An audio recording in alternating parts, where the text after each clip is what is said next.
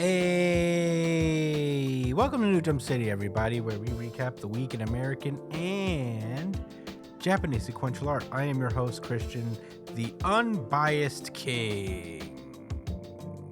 Okay, I'm waiting for the sound to drop. There it is. Espinal. And joining me through Discord, it is the man, the myth, the legend, the tank top sage. It's Joshua Gangsta Time Cole. Partner, but it should be called Gangsta Time. What's up, Chris? Hey. What's good, everybody listening? I heard my drop. That was right on time. I appreciate that. Yeah, I'm good like that, you know? Wait. Cinnamon gum. Yay or nay? Nay? Cinnamon gum? You mean like the, what's that? What is it? Red something? Big No, Red? Any of Yeah. those? Yeah. Like that. It's not my first choice. But Not my second, third, or fourth either. Yeah, but you know, like in my adult years, I've come to appreciate what it represents and what the purpose it serves. Wow. Honestly, it wasn't bad. Yeah, it's not bad. It's not. I was pleasantly surprised every time I had it. It's just not my favorite. Yeah. My shit when I was a kid was fucking, what was it? The juicy fruit? Was it that? No. Was it? Oh, yeah, the yellow one. Yeah. Yeah, that shit went fucking hard. Juicy fruit. Whose wasn't juicy fruit? And then I graduated to spearmint. Yeah, I do love a spearmint. Spearmint. Spearmint is lit. Spearmint and double mint is pretty cool. Yeah, they are. But also joining us, it is my brother, our producer. It is Edgelord Big News Brian. I forgot we didn't introduce me yet. Yeah, I don't know. Some nerds. We had important questions to answer from Josh. Why did you ask us that now? Because there's some sticks of cinnamon gum next to me. Like I guess from a Trident pack, you know. And yeah, I just never went out my way to get those. I've never preferred them. Yeah. No, I don't know. Like I wonder how y'all felt about it, all the listeners. Yeah, hey, let us know. Is Big Red or cinnamon gum your go-to? Let us know, and we'll tell you how. Right, they're gonna be like, y'all are crazy. Cinnamon gum is the best. Y'all are soft. That's what they're gonna say. They're gonna call me a spearmint bitch. And they're gonna call Brian a juicy fruit. just juicy. Juicy fruit ass. Oh my God. Chris ain't catching no strays because he's always unbiased. Always. Yes. Chris just enjoys whatever is in front of him, I guess. I take what I'm given. I work with what the universe gives me. Well, yeah, I guess now that we've gotten that out of the way, that very important information that you guys needed to know about us, our gum preferences, we get into plugs. You can find me at the Chris Espinal on Twitter and Instagram. Joshua Cole, where can they find you? At JD Cole_37 and on X, Brian. At New Jump City Josh. I'm just letting you. I'm just making sure you know what it is. It's not X. That is. It is X. It is technically X, Brian. You can't just say that it's not. Word to the cinnamon gum in my hand.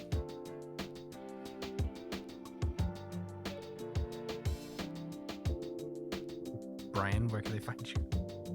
You can find me at b.esp on both Instagram and Twitter. If you ever want to catch me when I'm streaming, you can find me at twitch.tv/itspunchline. Oh yeah, you can follow the show itself at New Jump City on Twitter and Instagram.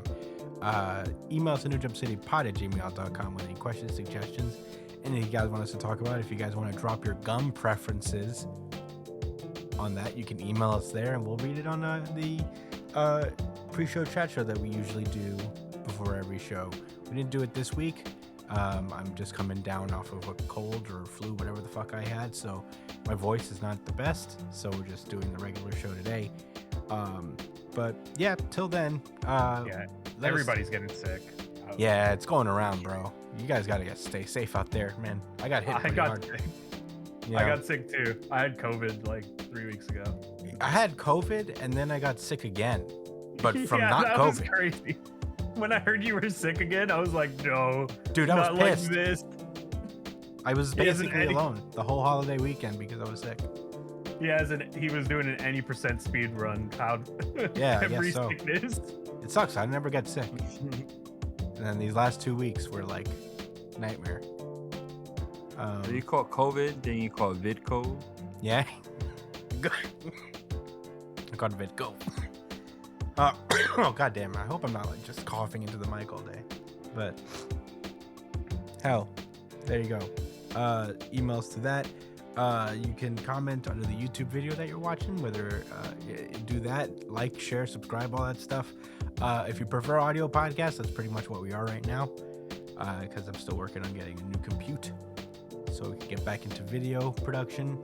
But till then, check us out on iTunes, Spotify, Google Podcasts, and yeah, we still come out with episodes on that. So hit us up on all those platforms, and that's it.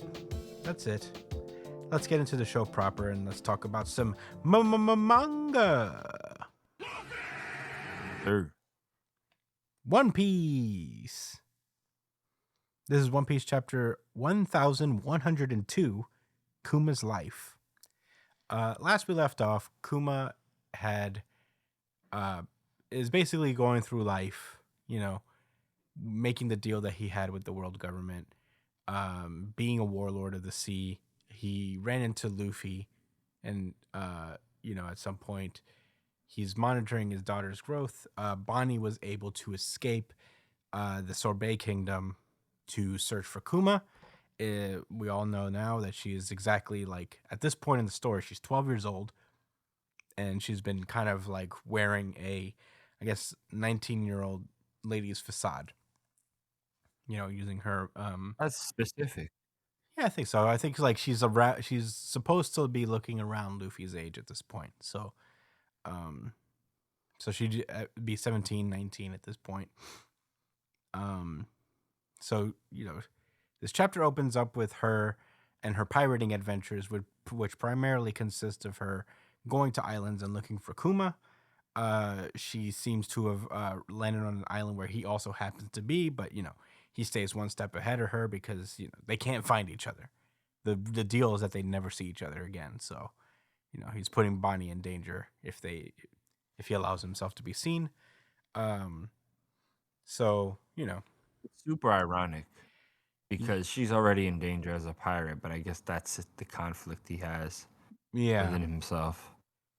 Yeah, but she'd be in super danger if he broke this rule.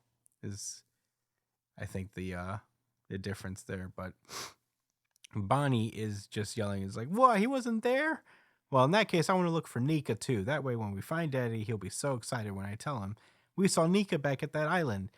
And speak of the devil, while that's happening, Luffy had just finished defeating Arlong and got his first bounty of 30 million berries. The goat has been rising. Apparently, Dragon had just decided to go to Rogue Town in that moment. We don't know why this is the moment he decided to go down to see Luffy, but he has disembarked in that moment. We see Ace bragging about Luffy to Jinbei. He's like, look at this guy. And then Jinbei is like, this guy defeated Arlong's crew. Yeah, that was sweet. I love that moment so much. Yeah. Ace being a proud bigger brother. Yeah. But yeah. The irony of eventually Jinbei is just gonna be joining his crew. So Kuma also reads that Luffy has defeated Arlong and has become a pirate of his own. And he's like, what a strange twist of fate, Dragon. Both of our children are pirates. So Bonnie explains that these are the ironclad rules, laws of the piracy behavior. Steal what you want from bad guys. Don't help other people unless they need it. And Bonnie has pierced that side of her face because she wants to emulate that place where the crystals were that signified her illness, so that Kuma would recognize her. Sweet little moment, I guess. Meanwhile, back at Egghead, Kuma is just staring down the barrel of multiple weapon clones of himself, and he is just like, "Whoa, this is weird." So Yeah.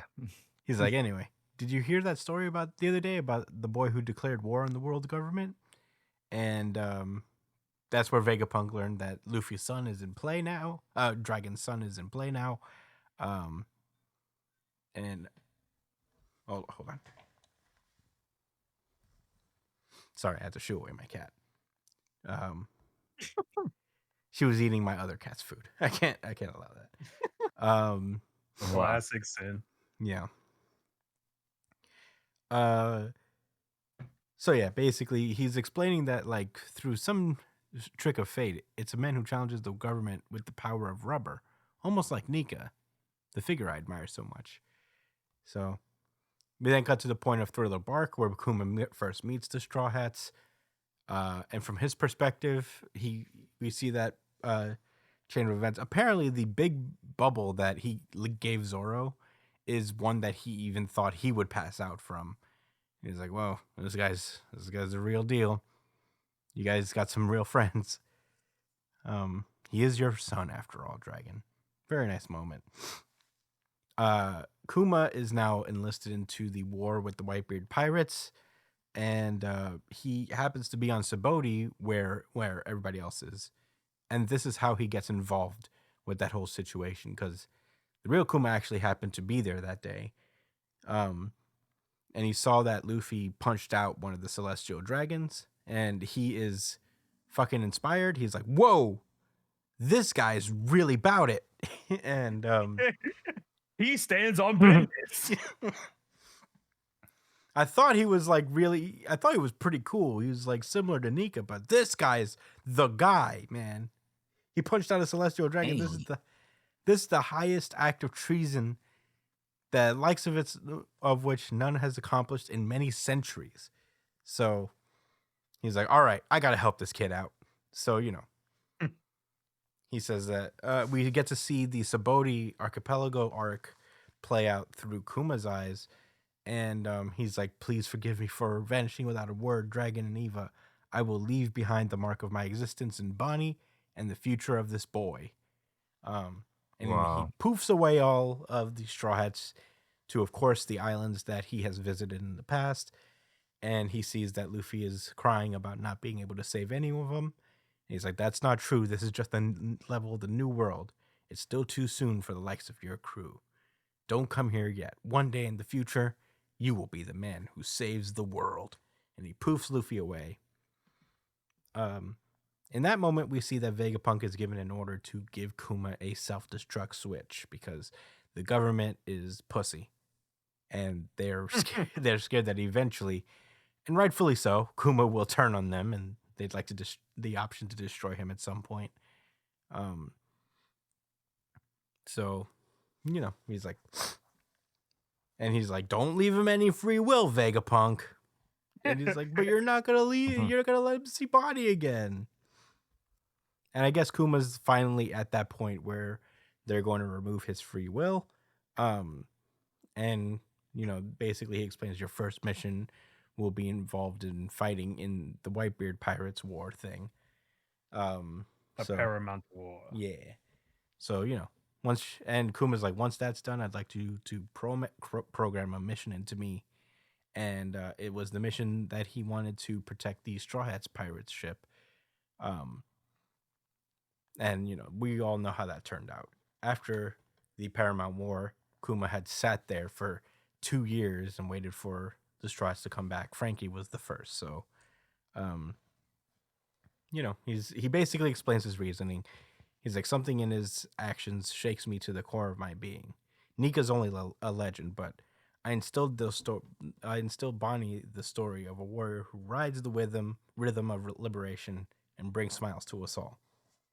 If there is a hero who will bring a great transformation to the sea, I think it must be him.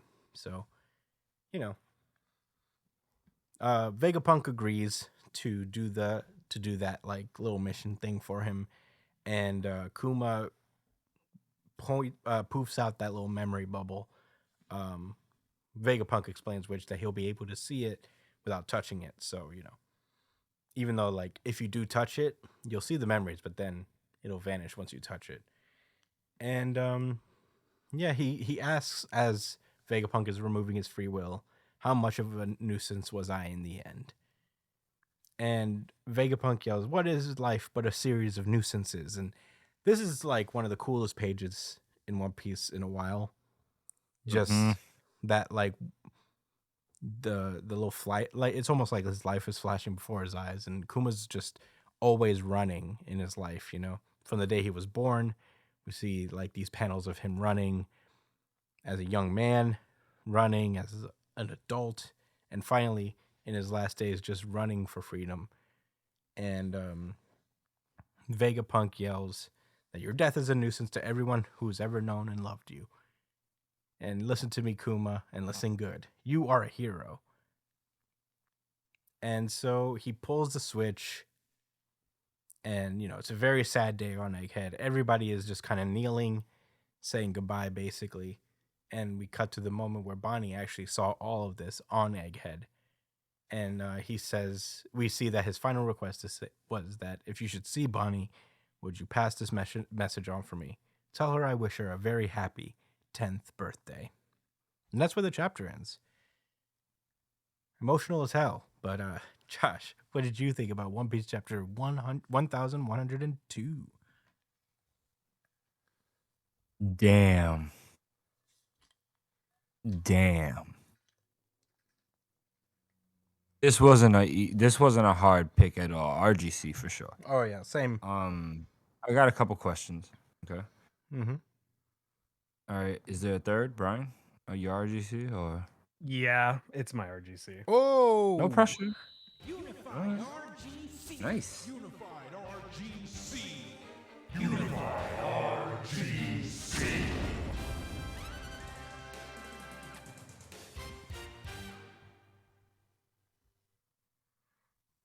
Go on, Josh. I was emotional reading this. I was emotional. I don't know about you guys. I didn't cry, but I felt some weight behind my eyes. You know what I'm saying? I felt a little choked up. I was. It's it's not just a character like kind of dying in a comic, man. It's a representation of how good Oda is of a storyteller, just generally speaking, and the characters he creates. I already spoke about the mystique of Kuma's character, which is why, like in a previous episode, which is why like this flashback is so important for us as like longtime veteran One Piece fans, and just in general for comics, because this was years in the making, and it was so well executed. And man, Kuma is a hero for sure, without a doubt, and I don't think just in the context of One Piece, just generally for anyone with humanity, you can't help but root for someone like Kuma.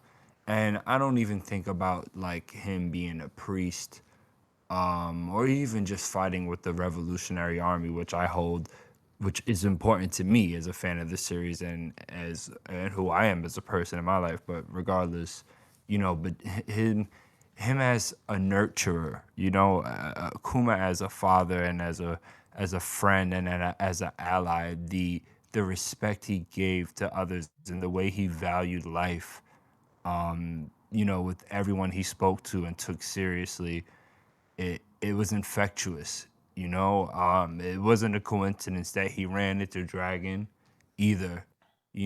Because like his son gets from him, I'm assuming, and like Kuma mentioned, Dragon is a leader with an infectious personality too, I assume.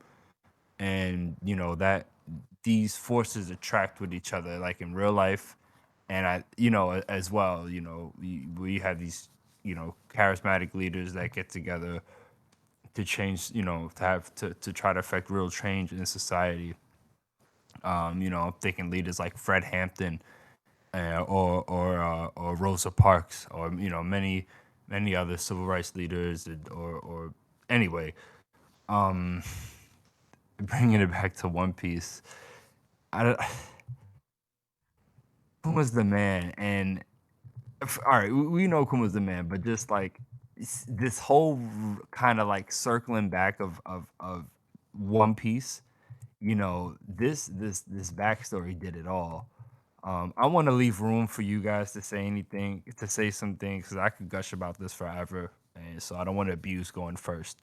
But I think I said what I had to say. This was my favorite chapter of the week, and this was incredible.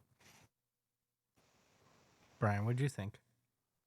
It was Yeah. such a beautiful chapter. Like it was so nice seeing like a redraw of that like iconic moment with the Straw Hats and Sabaody. Seeing Luffy, like, it was interesting seeing it in his current art style because it's not too different, but there's like a there's like subtle differences to how his art looks now compared to how it looked back then. Um and you got to see it through those panels, and it's kind of like reliving One Piece through another person's eyes. It was really nice to see it, like um see the world how it looks like in like outside of from where the Straw Hats were,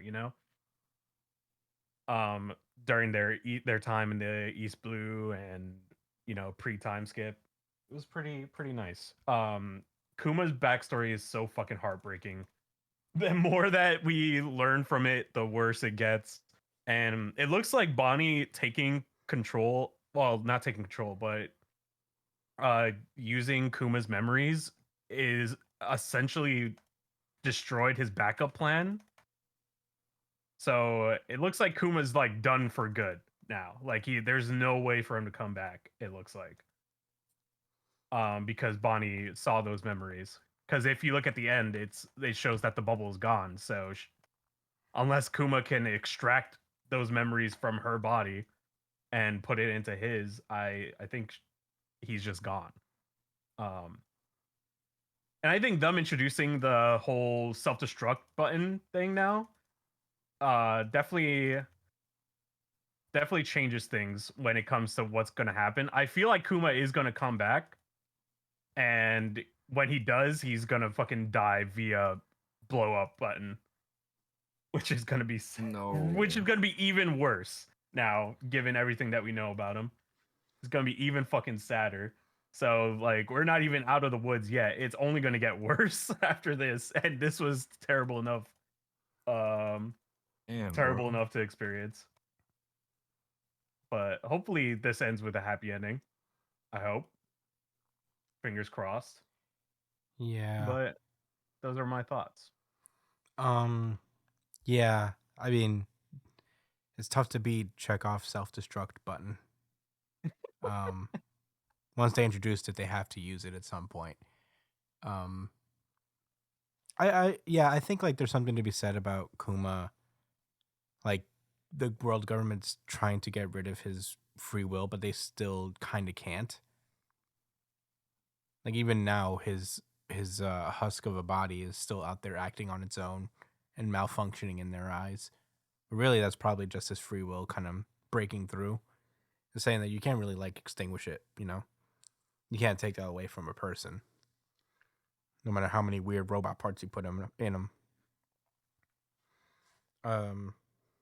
But yeah, this was very sad. I think one of the interesting things about how this reframes why Dragon has such a distance relationship from Luffy is like I think he's just looking around, seeing all these parents in One Piece like sacrificing themselves for their kids, and he's like, I have to like sever those ties in a sense because no matter what, if the danger gets big enough for Luffy, I think Dragon would step in, and he knows that, so he has to Yeah, separate if he's himself. within reach, for sure. Yeah, because he has to, and so he has to separate himself as much as he can before that, you know.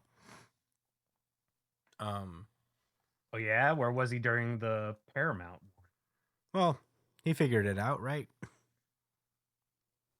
He made it out. Well, that's what I'm saying is that he has to like, Dragon is like I think compartmentalizing his feelings as a parent with the mission at hand, which is like a very hard sacrifice to make, I imagine, and like a questionable one as a parent, obviously. But I Yeah, think he's very aware of, when push comes to shove, like he has to maintain that distance or else he wouldn't be able to be as effective in his role, which is a dark thing to do, Yeah. but yeah. Those are the conditions, mhm. and there's for sure a lot to unpack about Dragon. So I hope he'll have his time, and I'm sure he will. Oh yeah, I hope so. um I have a feeling that they're just gonna Is that like Kizaru at the end? Sorry. what end? On the second to last page, I like don't think holding that's his him, hands no. together. Okay, Nah, sorry. listen tomorrow though. Yeah, I um seen him. yeah, but I don't yeah, like it's like Brian said, the other obvious like things I really liked about this chapter is like revisiting these old events from a different perspective. uh Even the Thriller Bark one was cool. These are things that we kind of like suspected as a fan base. Is like Kuma's, the second we saw that the Straw Hats were like okay and were in places where they could get better in theory, we were like, okay, Kuma obviously sent them there for good reasons. And there's some, this is like the first inklings of Kuma's a good guy, like a secret good guy. We don't know where, how, or why, but he is. And then we later would find out that he was a revolutionary and all that stuff. So Yeah. This does raise the question why Kuma sent Luffy to Amazon Lily though? uh Because he visited every other place that the Straw Hats went to, but for some reason he sends Luffy to Amazon Lily. my guess is, well, I feel like he sent them to places that I don't know how much intentionality there was between every island. I know Choppers was good for him in particular because that was a place where it was like very advanced, even though they didn't show it. Obviously, Nami's was weather, Navigator, Weather Island. I feel that's a no brainer. Things like Frankie that. went to Vegapunks. Yeah, Frankie went to Vegapunks. Right. All that stuff. He made like generalizations based on the skills that they might have need to improve or whatever. But I think for Luffy, I think for someone who like Boa Hancock, who was probably known to have been an escaped slave to some degree, that Oh, I guess that makes sense. That he would punch a celestial dragon. well that yeah, also that he knows that like okay, so if this guy might be the guy who is a liberator, it would be good for him to go to a place like Amazon Lily that has a history of being persecuted by the world government and the celestial dragons. Oh, That I at least also thought there. about how. Oh, sorry. Oh, sorry. Go ahead. No, that at least there he'd be able to like just by his natural style, he'd be able to gain allies there. So he just bet on Luffy being Luffy.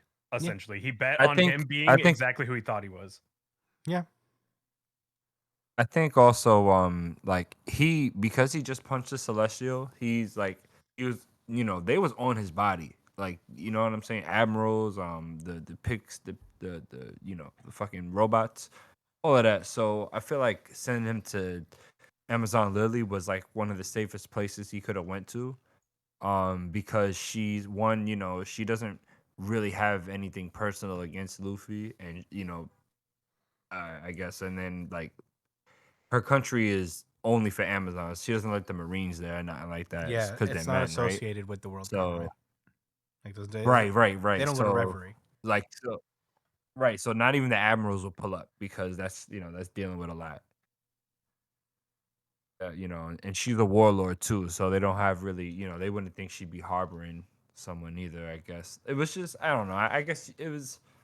I think the punching of the celestial dragon You shows can a lot argue. about Luffy's character, and is like, okay, so nobody's ever done this, and if he's willing to do this, like I feel like they'd like him there. Yeah.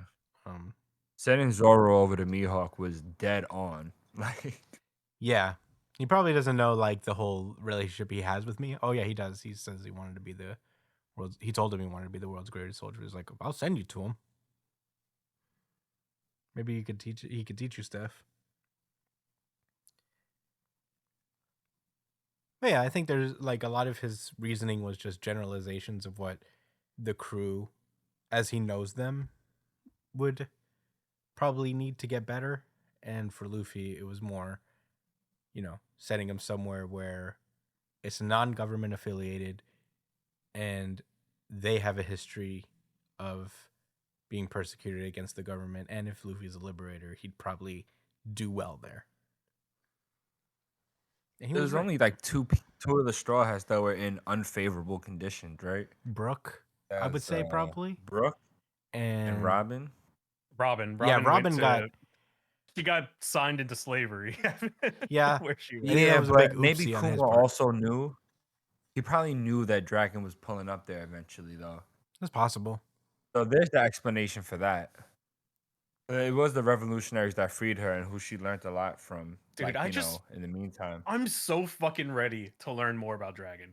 I'm just so fucking ready for it already. Like, make it happen. What man. if he has a Zoan? He has a mythical Zoan and turns into a real, European dragon. Like Make the Charizard. Zoan stop! We don't know that. We don't know. We have four. We have like 2 other types. Please. Well, Bonnie's not a Zoan. That we know of. And Kuma, I don't think is a Zoan She's technically. Kuma's a Paramecia. Yeah. Yeah. But if every like important figure in the world is a Zoan type, it's gonna be very unfortunate. Well, we know that all the 5 elders are Zoans. That means Emu is probably. Oh, well, Emu is. Zoan, Yeah, Emu's a I think. Zoan. Shadow. Emu's probably a Zoan. something Make different Dragon a altogether. Paramecia, please. That would be so sick. Yeah.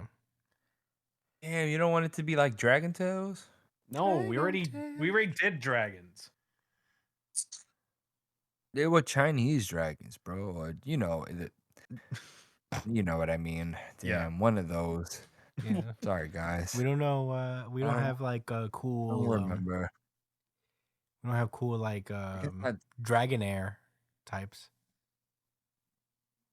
Or was it Yeah. Dragonite, which was the big one? Dragonite. Dragonite is there. He's like the People are saying West he's a bird. dragon. People saying he's a bird. Yeah, people are saying he's a bird. He's a big Well, let bird. him be a bird. Dragon. That would be so tight. He's a thunderbird. He does kind of Talking about look like a dragon? bird. Yeah, he does kind of look You like a talking bird, about doesn't he? dragon? Dragon's a Zapdos. Dragon or emu? What do you mean? You talking about dragon or emu? Dragon. You think people saying he's a bird? Yeah, that he's a mythical bird. Come on, man. He's a Zapdos, bro. They made this motherfucker Zapdos. He's a Lugia. in their Yeah, he's Lugia. Lugia and Zapdos in one Yeah. guy. Yeah, with the lightning and the storms and the yo. But yeah, this was an awesome chapter. I'm so ready Was. for next week. Yeah, me too. Deserves the utmost respect. You mean the next couple weeks? Oh yeah. Yeah. This is a good old fashioned depressing One Piece backstory. People are saying this is top 3 best. Of all time? Yeah. Oh, Best 1100 One Piece. chapters a lot. You know, In the One Piece You know, series. you 11. know what someone said? I hate it was like, this is emotion bait. Emotion bait. Well, my Yeah, I should have emotions have took a definitely. screenshot. My They're emotions have baiting me definitely to like. feel. They're baiting me to feel. You're not gonna get me to feel.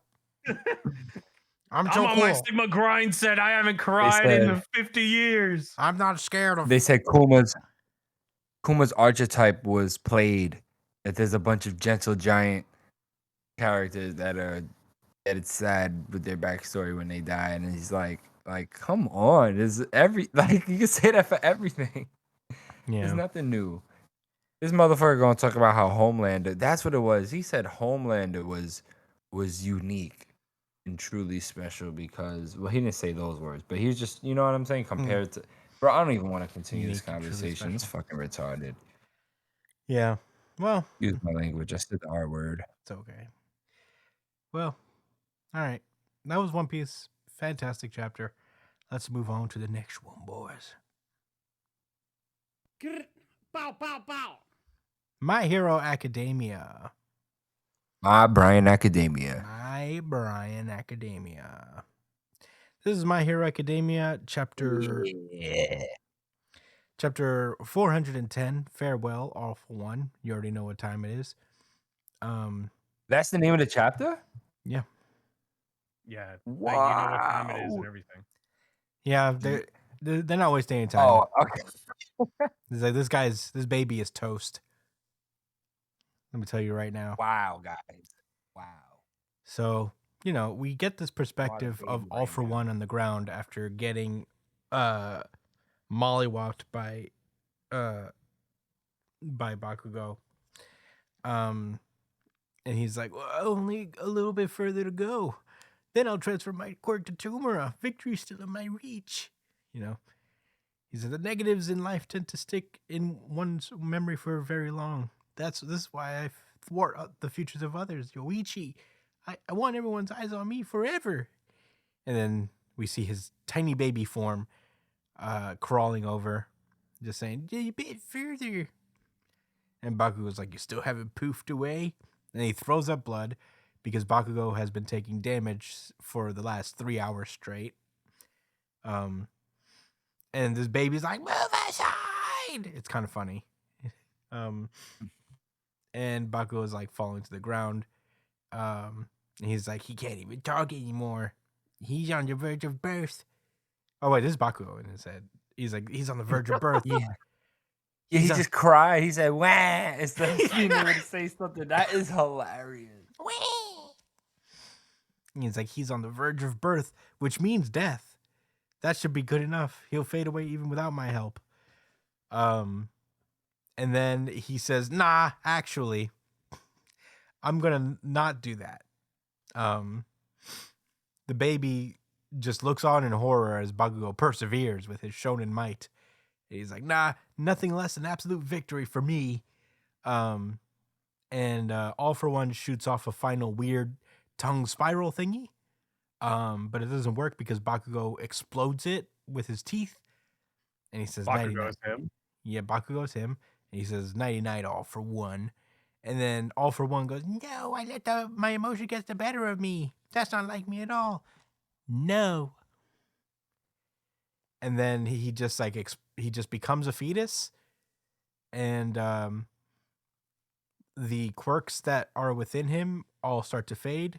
They're not returning to their former owners, which is sad, I guess. But you know, he's like, Hawks is basically saying the stolen factors return to their homeowners. Would be a nice bonus for them, but that's not how it works for some reason. And then Hawks fades away. So does All for One, and yeah, there he is. He's finally dead. So I guess we can finally, for All for One, play this. So you know, Bakugo falls to the ground. He couldn't pull off All for One, All Might's victory pose. So he just says, "Give him hell, Izuku." A few days before the operation, we get a flashback to this planning thing. Best Jeanist is wearing a cool jean coat with his jean turtleneck thing. So they're explaining that they're evacuating the whole area. So do you mean we still gotta guard some buildings? And we assume that the architecture will not survive, as our hands will be full enough already. So we act in the hope of saving lives and ensuring a future for all. But he's like, get to the heart of the matter. But he's saying the issue is Shigaraki's personality, which is in a state of flux. We would prefer the all for one persona, actually, because the domination he seeks requires living subjects to dominate. But if Shigaraki is in the driver's seat, he ain't going to be so merciful. So they're basically saying that, like, with such strength and hatred brewing within him, his desire for destruction may direct itself towards the very earth. So he's saying, like, it would be all for if we get rid of all for one, all for this guy to just get all his powers, basically, it will be all for nothing without a foundation. So, what we must protect is, and then we cut back to the present. Midoriya's mom is just watching Deku fight. And we see that Shigaraki is explained that he's not directing his decay over the surface, but rather down over a hefty chunk of the Shizuoka prefecture will be gone in a blink of an eye. So he's basically decaying an entire neighborhood, snuffing out any hope of restoration. That's what it means to destroy everything. And I'm like, that's petty. You're just destroying people's houses for nothing in the middle of a battle. Oh, that's what it means, dude. Yeah, it's fucked up. That's what I'm saying. It's also like the world's greatest hero is like right in front of you right now. Priorities, bruh. No, he's not the best yet. Well, he has to punch his fucking head off first before he's the best hero. Well, I guess like in the circumstances, All Might's down, Bakugo's down. For all intents and purposes, he's the only one. So Midoriya is running a bunch of quirks in unison. He's using Gear Shift Fajin, Fourth, and the Danger Sense in parallel. So he could really go on the offensive, unlike earlier. But he still needs to clue how to stop him for real. And he needs it quick. Shigaraki comes to the realization that his master's dead. All for One's dead. So, all because I didn't break that kid hard enough. That's on me. But I'm actually kind of grateful to the guy. He made me stronger. And Shigaraki manages to grab Midoriya by the face, but Midoriya pulls away and by slashing off Shigaraki's fingers. But it looks like all good, like he's escaped. But then Banjo comes in and is like, "Kiddo, the fourth Shinomori's been," and then he's like, "Wait, Danger Sense gone too." And it turns out, I guess, this guy just stole like 2 of Deku's quirks. As the chapter ends with like that weird little hole thing lighting up. And he's like, "How long can you keep this up?" And that's where the chapter ends. Josh, what did you think about My Hero Academia chapter 410? Well, All for One's finally dead. Good riddance. Always good news. Riddance, really. Man, Izuku Midoriya. He is up against a calamity. Boy Shigaraki said, before I get into this with you, I want to let you know something. I'm destroying your home. When I say destroying, I mean really, it's going to be gone. Not a nation left. That's pretty crazy, man. Shigaraki, has always had a flair for the dramatic, right? But this is truly evil, and I don't know what Izuku's gonna do to stop this nigga, man. Like, he's stealing quirks. Is that what happened at the end? I wasn't sure, actually. I think so. Is that what we're going with? Yeah, I think he stole Shinomori. Yeah. So Yeah, he so who's stole Danger Sense. Shinomori? He's the Danger Sense guy. That's the fourth. Yeah, the Spider Sense guy, the guy with the electric scar or whatever, like the scar on his face. It. So Yeah, he man, does. it's over. So yeah, he doesn't have Spider Sense anymore.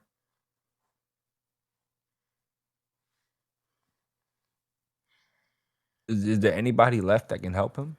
Yeah, I mean, he Nope. has the other people's quirks. Yeah, he has Banjo. He has He has Black No, Whip I still. meant like the real, like actual other people that can go assist him. Probably. Nah, this is all Deku from here on out. Nah, I think they're gonna pull I up. hope not. There better be some heroes dying in the process. Well, not that I want. Well, They already got come their on. ass beat. They can't just stand and watch. I can't imagine that Ojiro won't show up and try to hit him with his tail. Oh no, this is the one time Yeah. where I'd like for him to just be in the background. If they just cut to him after the fight's done and he's just standing over the guy he beat, that'll suffice. I guess Ojiro's gonna hit him pretty hard with his tail. He's gonna be like, come on, huh, Chris. the one quirk that I don't have. He's like, I He's can't get gonna rid of his die. tail. I can't absorb this one for some reason. Yeah, that's crazy that Shigaraki has that ability to snatch quirks. I ain't really got much else to say. I love the chapter. RIP to everybody's quirks that All for One had. GG. Brian, what did you think about this chapter? The art was amazing as per usual. It's really interesting to have the series move forward without All for One now, but you know, it was about damn time. Thank goodness. I'm really interested to see what's gonna happen.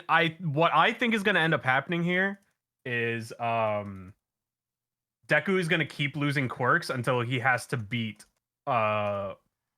Shigaraki without quirks.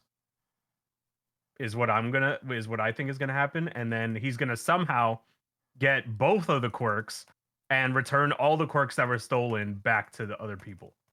That's my prediction now. Wait, say that again? My theory is that this fight is gonna keep going down. Deku is gonna keep losing quirks. He's gonna keep losing his all for one one for all quirks.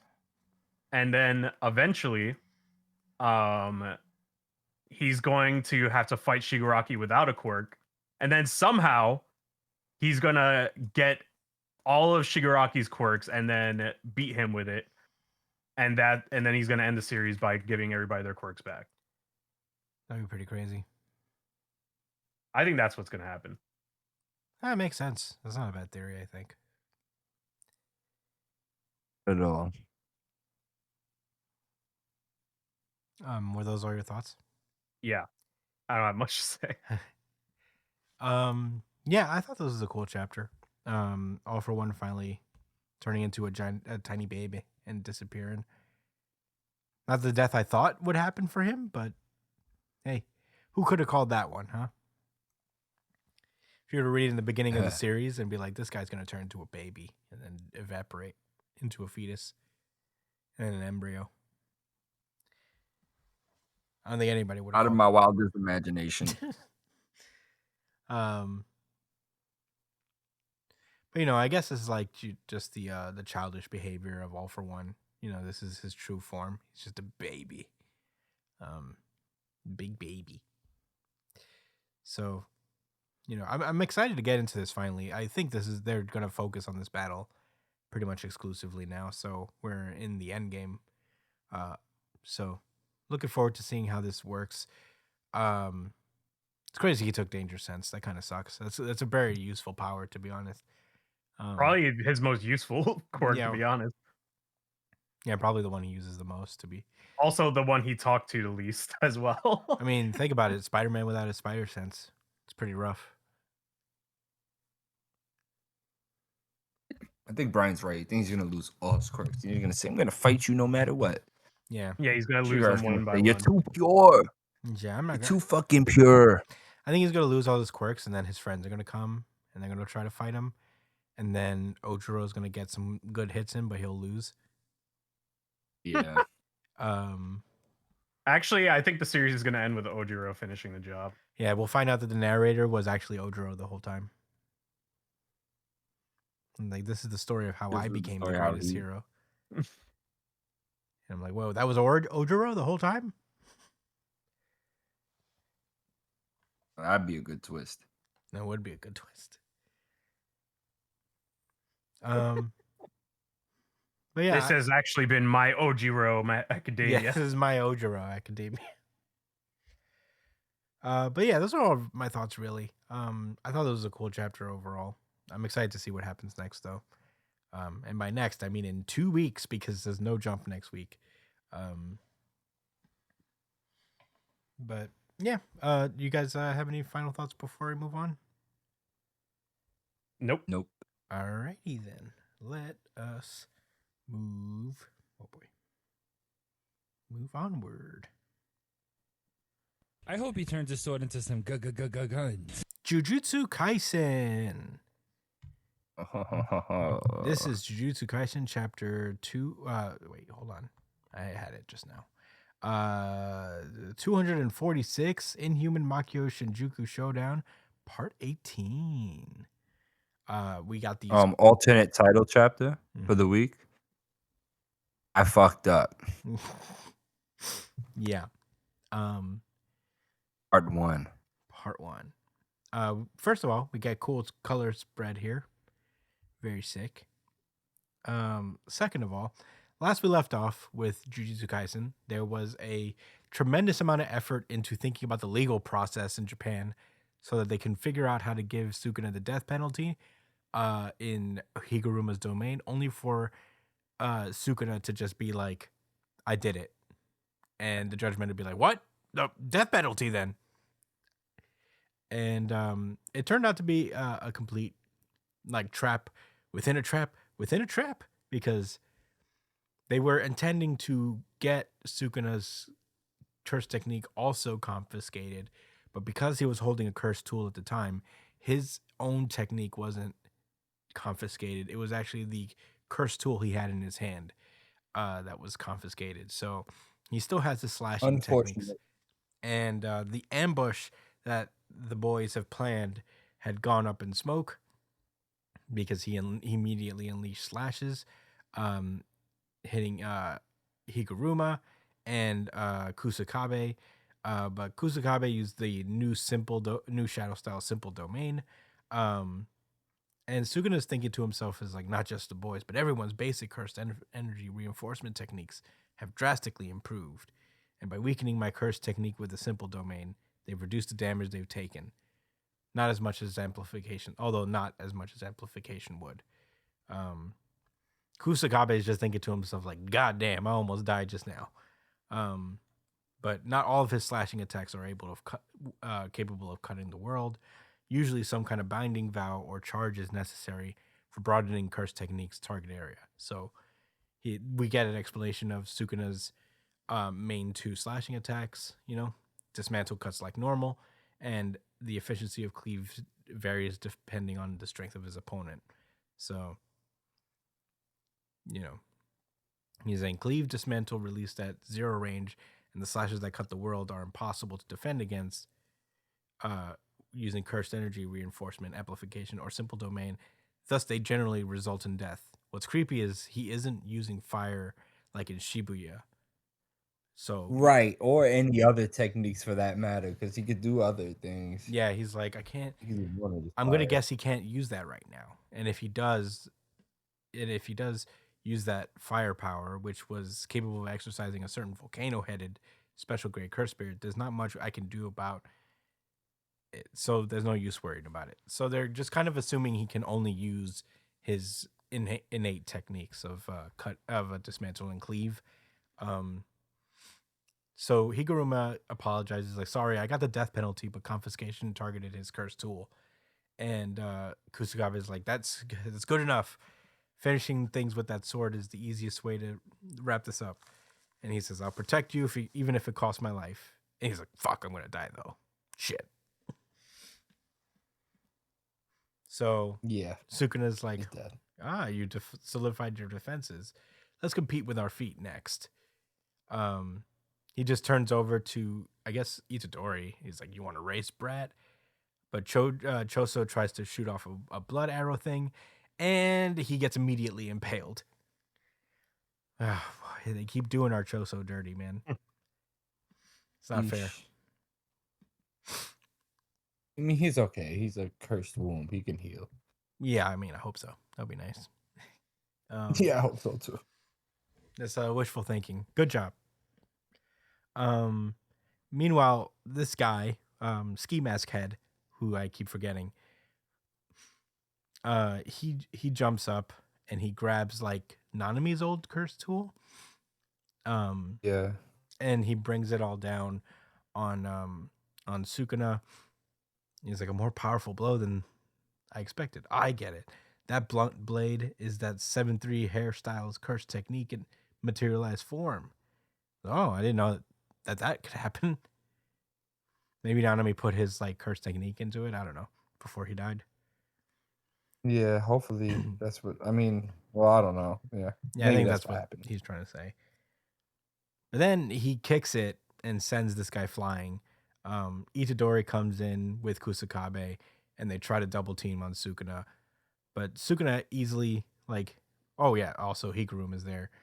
But Sukuna easily dispatches Higuruma, and Itadori chases after Sukuna, fucking foot race, and I guess like Sukuna's like chasing after Higuruma, who lands inside this weird building rubble stuff. And as Sukuna approaches him, we get like a flashback explaining that Higuruma's technique may be effective in saving Fushiguro. So, will you tell us about your curse technique? And he's like, yes, of course. Without exception, the Executioner's Swords kills anyone who cuts it, but only if they have a death sentence. So, if Sukuna gets the death penalty and the sword cuts him, it should be able to recover Fushiguro's unharmed soul from inside him. So that's nice. That's some wishful thinking. Yeah. So And I don't believe Gigi, so yeah, I that's just mean, I think that's just as well as how I felt before. yeah, I'm very much like, nice try, Gege Akutami. You're not gonna get me into. You're gonna fucking catch me catching hope. Yeah. So, we get this little moment where Higuruma is like sitting outside, and Itadori asks him if he wants to die, and he's like, "Why are you asking me that?" He's like, "You can't use reverse curse technique, but you're willingly going up against Sukuna." And Higuruma's like, "I've given up on the law, and it's given up on me. So I want to deliver my own punishment. So I guess you're right. I'm intent on fulfilling my role and dying." And Itadori's like, "Well, I'm not much different from you, but I kind of think you should come back from this." And he's like, "Impossible. I'm already someone who can't look you in the eye." But then in the present, we see Higuruma standing up and this aura coming around him, and he's like, and Sukuna's like, "Whoa, domain amplification. Did he neutralize my technique?" And we get the narration saying that less than 2 months have passed since Higuruma awakened as a sorcerer. Since then, his growth has been extraordinary. So Sukuna was fascinated by the Executioner's sword shining brightly again, guaranteed to kill, and by the man with talent equal to Satoru Gojo. And we see Higuruma striking a battle pose, and that's where the chapter ends. Whoa, whoa, whoa. That was crazy. Josh, what did you think about Jujutsu Kaisen chapter 246? That was quite the line, and we're gonna get into it. By the man with talent equal to Satoru Gojo. Those are some pretty heavy words. I understand they're talking about talent, which always refers to like I guess potential and all that. But bro, the other guy was invincible. This guy just has an auto kill, but a lot of people's moves could kill somebody in one hit. You know what I'm I saying? think it's more like his aptitude for curse technique is pretty fucking impressive. And to be Mhm. fair, it is. Like this dude is picking up on domain amplification 2 months after learning that it even exists. That curse technique exists. You know, like it's pretty fucking That's a wild what good this point. guy's doing. Killed a lot of people. 100 people, No, right? he's definitely killed people, but when has morality ever been a problem in Jujutsu Kaisen? Maki is just coming Well, straight off of genocide. Maki? Yeah, Oh, well, I mean, famicide. Is that the word for it? Famicide? I don't know. I just don't feel like it's genocide. She only killed like a clan. It's not like an entire race of people. You know, whatever. We'll go with genocide. It was she did a lot. She did the most. I listen, the morality isn't really an issue for me at all. I'm just saying like Gojo, he had a lot going for him. It was the curse technique and the seven eyes and the fact that he had such an affinity. So like, I recognize that his growth was rapid and the way he can summon a domain and all of that and again like create these conditions that are super duper favorable, but I don't know. I think Gigi's doing a lot saying he has talent equal to Gojo. I was a little annoyed by that. I feel like there's been a lot of cases where Gege says that. Oh shit, that Gege has set up a lot of people to like kind of be the next Gojo at this point. But I feel like Higuruma makes sense just because of what he's doing. You know, like he was a regular fucking dude 2 months ago, and he has like an extremely intricate like domain. He knows how to do domain amplification. The only thing that he's really lacking right now is experience. But if he had experience, he'd probably be one of the best sorcerers around, which is saying something. So Yeah. I think it makes sense. Though I feel like there have just been too many people that Gege has said can rival Gojo or is on like as talented as Gojo. I feel like if it wasn't brought up as often, then it probably wouldn't be that big of an issue. Yeah, you're right. It doesn't seem that outlandish now. I think about it. But I this I feel like Gigi's really playing on the fact that like the anime is popular and where it's at because he made a few references to the Shibuya arc that were very direct and referencing the volcano guy in the fight there and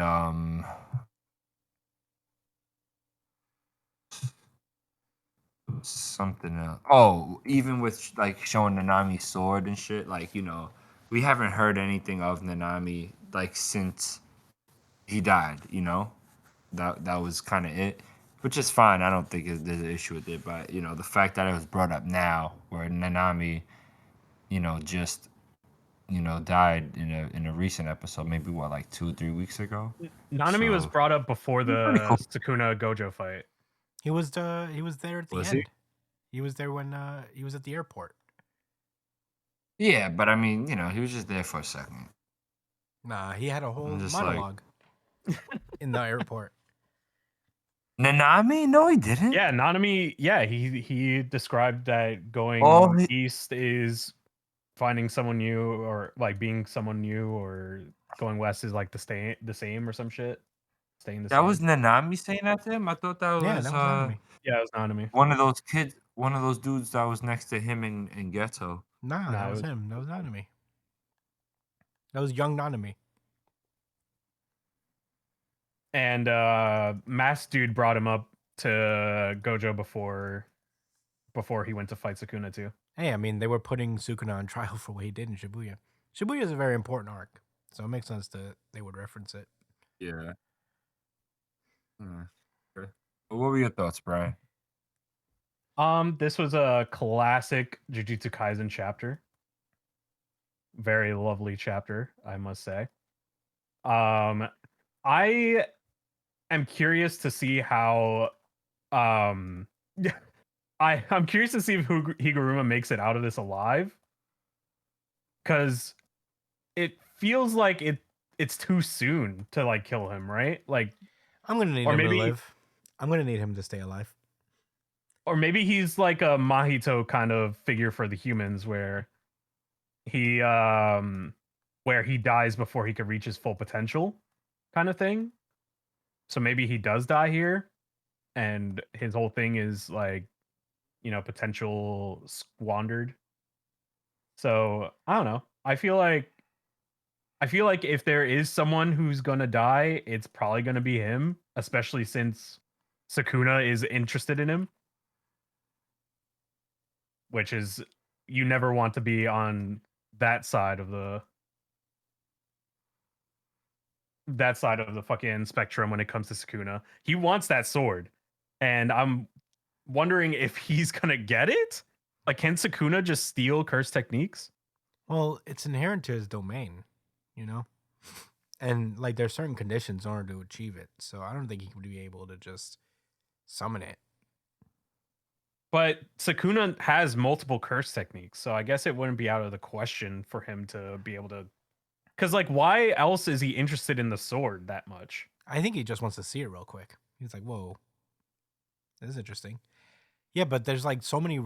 It's not like he could just, executioner sword. He has to do the whole thing of going into his domain, getting a guilty verdict, and having that guilty verdict be a death penalty in order for the executioner sword to appear. It's not just like something he can like whip up, you know? I think he's interested on an academic level where he's like, I want to see this executioner sword. I heard about this shit. I want to see this. I don't know. Maybe. I'll give it that. But it feels like he has more motives for it aside from just looking at it. He said, let me see that sword real quick. I want to see that. Because me see technically that. it comes out of a cursed tool, no? Like, it comes out of his No. mallet? His mallet is like it's not like a real thing that appears. It's like part of his technique. But it doesn't come out of his mallet. It's like it comes out because of his domain. Ah, I see. Okay. Like it's not a thing he can summon without a guilty verdict and a death penalty on top of that. That's why they did this whole thing. They were just trying to like manipulate this into happening. But Sukuna didn't even care to do that. He was just like, whatever, I'll let it happen. I want to see this sword. Well, it was nice to see Nanami's curse technique back in the mix. That was pretty sick. Yeah, I really like Mask Guy, and there is stuff that we haven't seen from him yet, so we're probably gonna see him again, doing some crazy shit. Because like his whole thing is that he's mythical beasts, right? You know, I think he damn, I keep forgetting the particulars of his technique, but he's a mythical beast guy where like he's able to summon the abilities of these mythical curses. But I think there's like a price attached. There's like a condition or something. There's like there's a catch. Yeah, it's he has 3 forms and he's only seen 2. Well, we've only seen 2. 2 or 3. Yeah, I think that's the thing with him. And he said that the 3rd form, the one that we haven't seen, is so fucking OP that he doesn't bring it out often. Like the only reason people don't know about it is because they're dead. So if he's gonna do it, this is a good time to do it. Yeah, he should have opened with it, to be honest. You're against the King of Curses, and he already murked 2 of probably your strongest people. Yeah, I'm immediately going in like big 3rd one that like nobody's ever seen because they're dead. Bam. Yeah, that's what I'm going with too. But those are my thoughts. I'm still waiting for Gojo to come back because it's gonna happen, and I know it's gonna happen. Yeah. This is a super. Please, the drop. He's already. I already did it. Oh, I didn't hear it. Wait, which drop?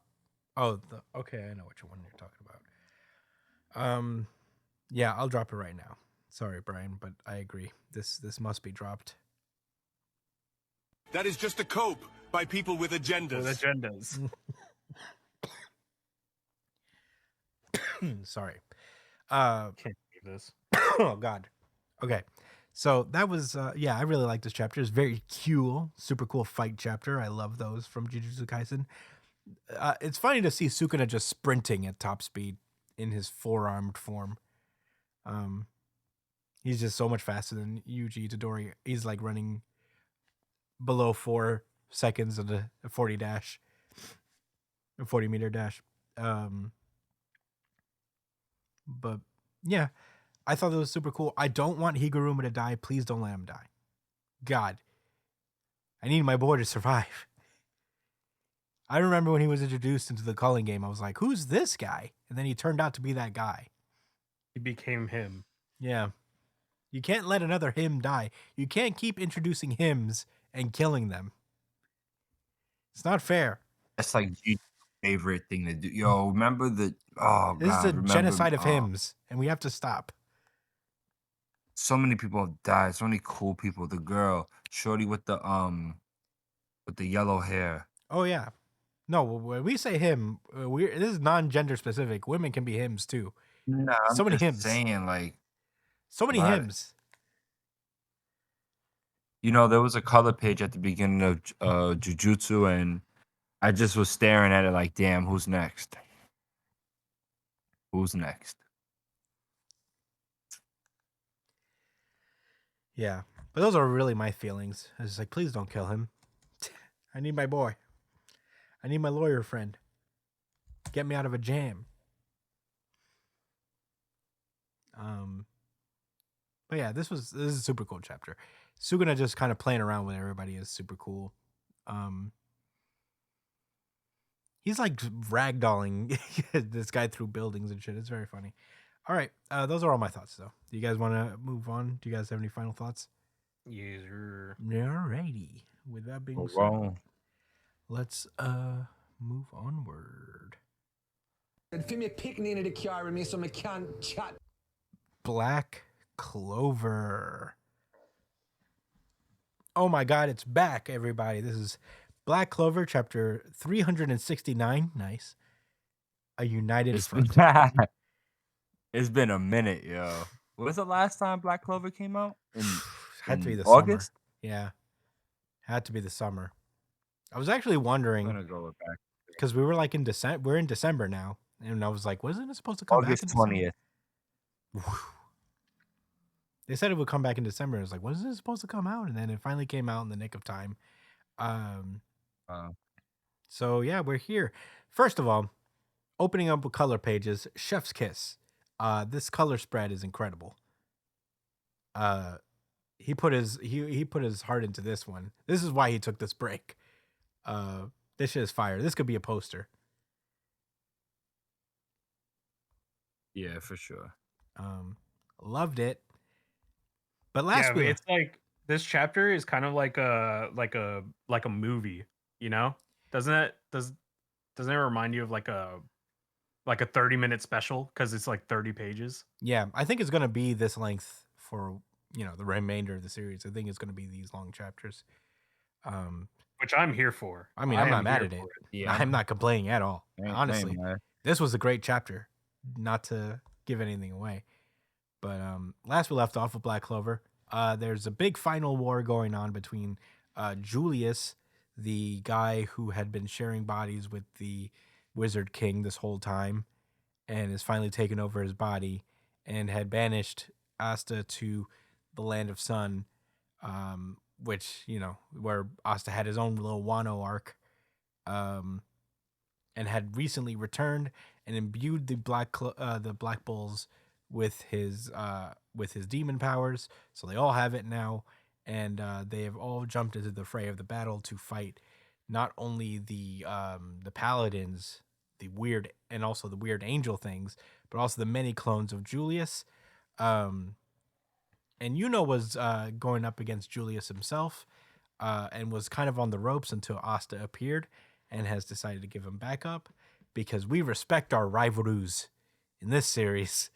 We work together with them in genuine excitedness to be like my friend.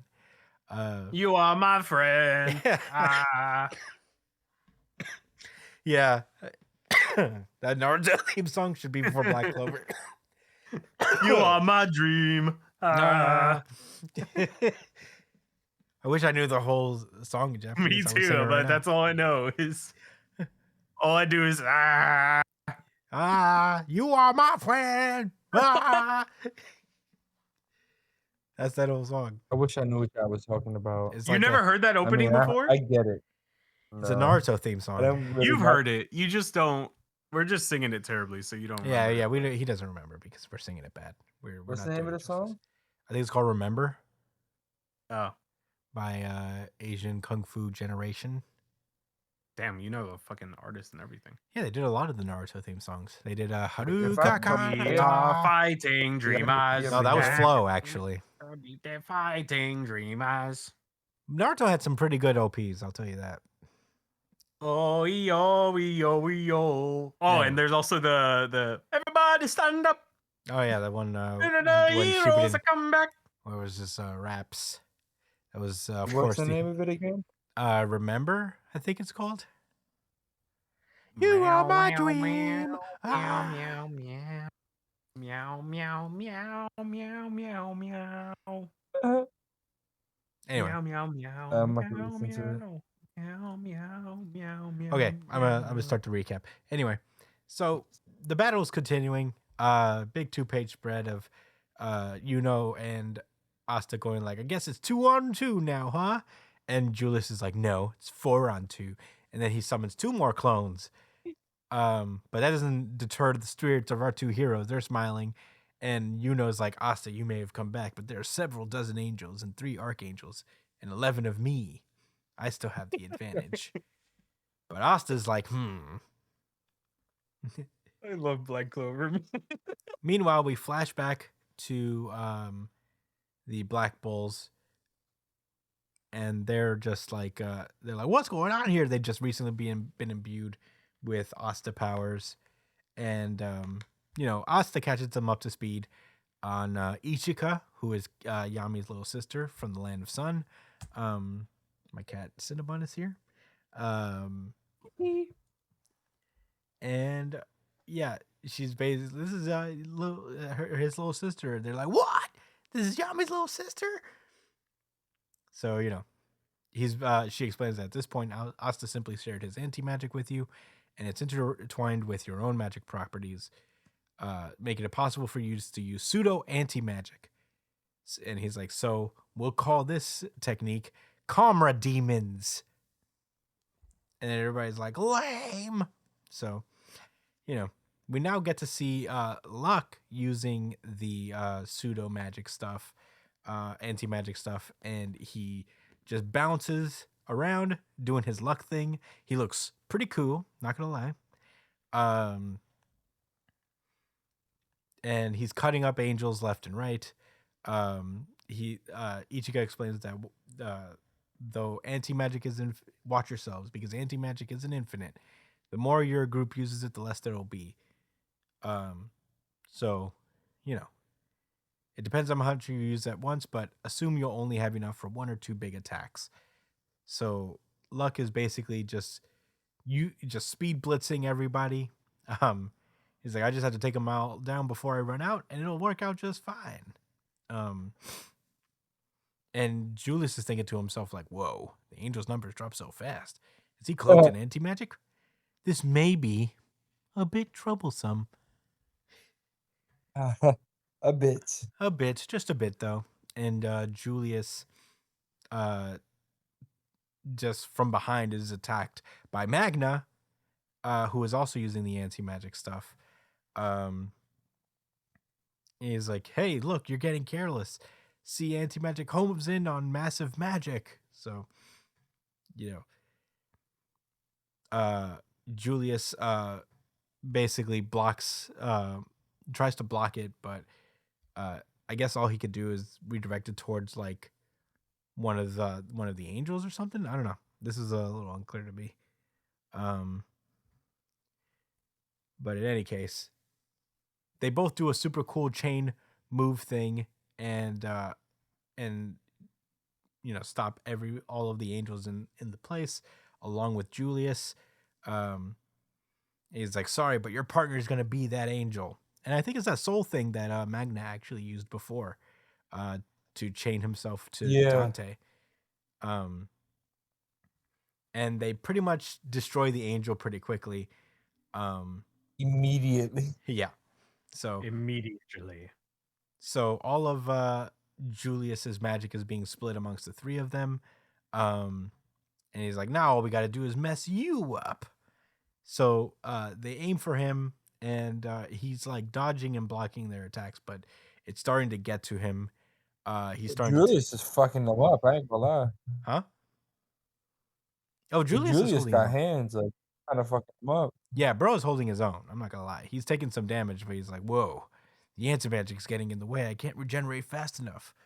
He's like, "Do they can't keep playing? Mm. Do they just plan to keep chipping away at me?"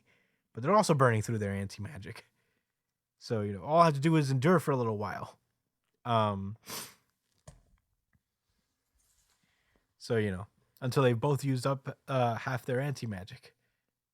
And they're both, but obviously they're two rivals in Black Clover, so they're invincible at this point. They're just like, if I'm with this guy, I'll never slow down. I'm not gonna mess around. Me neither. They just keep speed blitzing Julius, and we see that like they just start thinking to themselves, half plus half equals full power, and they both combine their abilities and unleash a black flaming lightning exploding cannon, which is basically just like an electric anti-magic fire Rasengan that they unleash upon Yeah. Julius and destroy this Julius clone in a pretty cool way. And Asta says, "Which one has the advantage now?" And Magna and Luck fist bump as their anti-magic dissipates. And that's where the chapter ends. It's pretty fucking cool. Josh, what did you think about Black Clover chapter 369? Nice. EFC as well, bro. Pretty fucking cool. Welcome back, Black Clover. It was a nice long week. I'm glad you got some rest and was able to figure things out. And right off the rip, he was like, "I'm gonna let you, I'm gonna let the fan favorites rock out real quick. Something for us to be satisfied with till we wait till the next month." Magna and Luck. Luck has always been that guy, right? I Mhm. mean, Yeah, he has been him. always, For a even when while. he wasn't. Yeah, like even if he's the closest to the main character. He's like, if Asta didn't exist, Luck would have the anti magic, bro. That's how I feel. Hmm. I feel like it might have been, it was probably, and would be his friend and rival. And he'd be like, "I want to beat you and be the Wizard King, Luck." That's how I feel. Luck was supposed to be, and the editor was like, "What about that kid that you drew?" That kid with Don't the you make that? headband. Yeah, You you know know that what? guy who you paid to look like Sasuke? Uh, uh, Them be friends, and guess what? Guess what? Guess what? Make that motherfucker scream every other panel. Yes, please. Oh man, Don't and let it's been him talk in history a ever normal since. volume for more than 3 panels, please. Yeah. So this is an enjoyable chapter. What more can I say? Really, it went crazy. Brought off the soul chains again, and it wasn't too soon. Never too soon. Watch your favorite characters beat the shit out of somebody. So yeah, I liked it. Brian, what were your thoughts? I miss Black Clover so much. It's just the way I that mean, goodness. characters explain shit in Black Clover. It's like clearly like it's like it's like a meme, you know? It's like a meme of like an anime. Not in a bad way, but it's like the villains are always like, "Hello, hero. You might be strong, but you're too late. There's 14 different versions of me. I have 14 clones, and there's only 2 of you." Like the way that they talk is so fucking amazing. Cry about it. Why don't you cry about it? There's no way you could possibly beat me. There's 50 clones of me here. Cope. And then Asta's like, but you Cope forgot one harder. thing. I have friends. He's like, friends? Damn it. I didn't think about that. No, Got those. you missed a step, Brian. Usually he goes friends. Well, they're just little nuisances. This probably won't. It's probably gonna be a little annoying. I'll probably have to get a The little tools. service. I'll probably have to You get a don't got little the ma- service. They say that they'd be like, they're either their tools or their playthings. That's Yeah. usually what they say. There's no such thing as friends Huh. or relationships. Your friends? I'm just fighting by myself here. I don't have friends, and I don't need them. That's all for one. I have myself and 40 different clones of myself. Yeah, that's all I need. And I need these That's faceless funny. angels that don't argue with me about anything, and don't think my antlers are lame.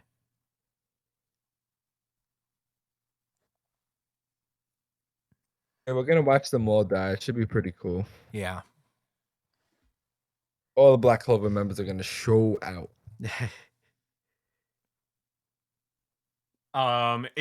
Seeing I'm talking gouache. seeing Luck and fucking what's his name? I forgot his name already. Magna? Yeah, Magna. Magna. How'd you forget Magna? The man who defeated Dante. I have no clue. But Boxed him out in one of the he's coolest pretty- moments. he's pretty sick, but this fight was so Black Clover. It's like, man, Black Clover is everything you want out of a fucking manga.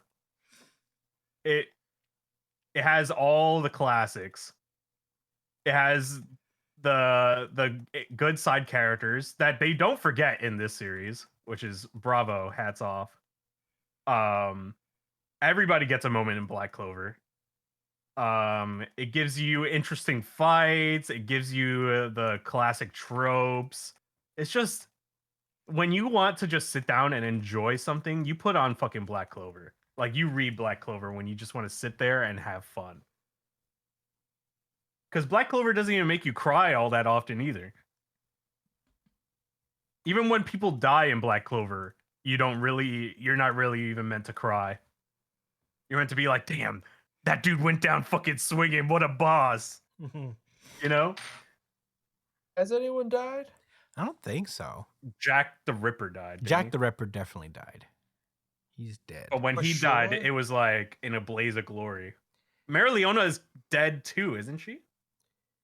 No. I don't think she's dead.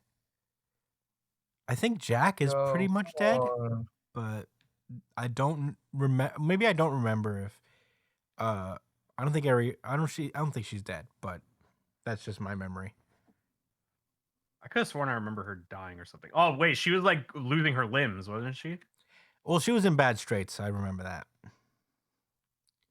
She wasn't doing great, but I don't think she was dead.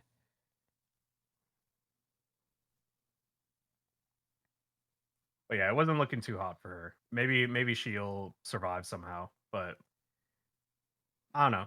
I'm interested because it looks like we're just gonna keep getting a bunch of the side characters getting to do their shit, which is fire. I'm excited for that. Here for it. It fills the void that My Hero left in us. But yeah, I'm really happy that we're getting these like 30-page chapters now, 30-page, 29-page chapters for Black Clover, because I feel like even though it was a longer chapter, it didn't feel like it. You know, like when I was reading it, it didn't feel like I was reading a like a 30-page chapter. It felt like very natural to Black Clover. So I'm excited to see how he could get his vision across in a better way, in a way that fits him more. And hopefully this could probably be the standard for manga if this is like a less intensive, like healthy way to do manga. Maybe they could switch to something like this. Because personally, I wouldn't mind waiting a little bit longer for a better like product, you know, that isn't killing the artists, right? Yeah. So I don't know. Those are my thoughts. I'm looking forward to seeing whenever the next chapter comes out. Maybe not on like a 3 monthly basis, but Yeah, I think this is like every 3 months he's coming out with a chapter. So that's like 4 chapters a year.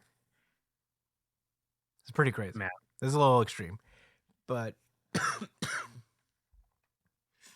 hey, but it's better than no Black Clover. hey, I'll take I it. think Hunter should be on this shit.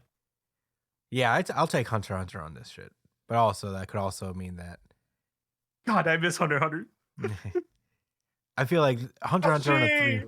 Hunter x Hunter on a 3-month schedule will, I feel like, is just as likely we'll never get the ending as well. Hey, but at least we get some of it. You know, Bring it back. I think he's working on it. You know, yeah. I read somewhere that he's working on new chapters again.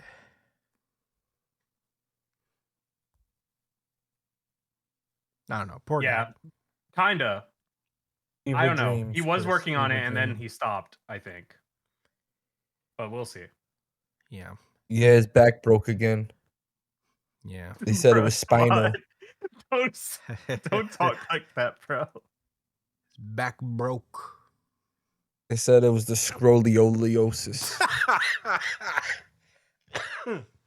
Rolioiosis. You scrolly oly. Just let somebody else draw the series, god damn it. No. So actually he did put out something talking about why he doesn't do that. When I know already. Oh, you seen that? You seen that post? Yeah, well, no, I didn't see it, but I still know the answer. It's because he's an asshole. What How is else he an could it be? asshole? Bro. Being selfish.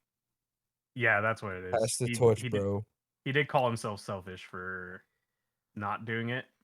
I But- understand it to a degree, you know.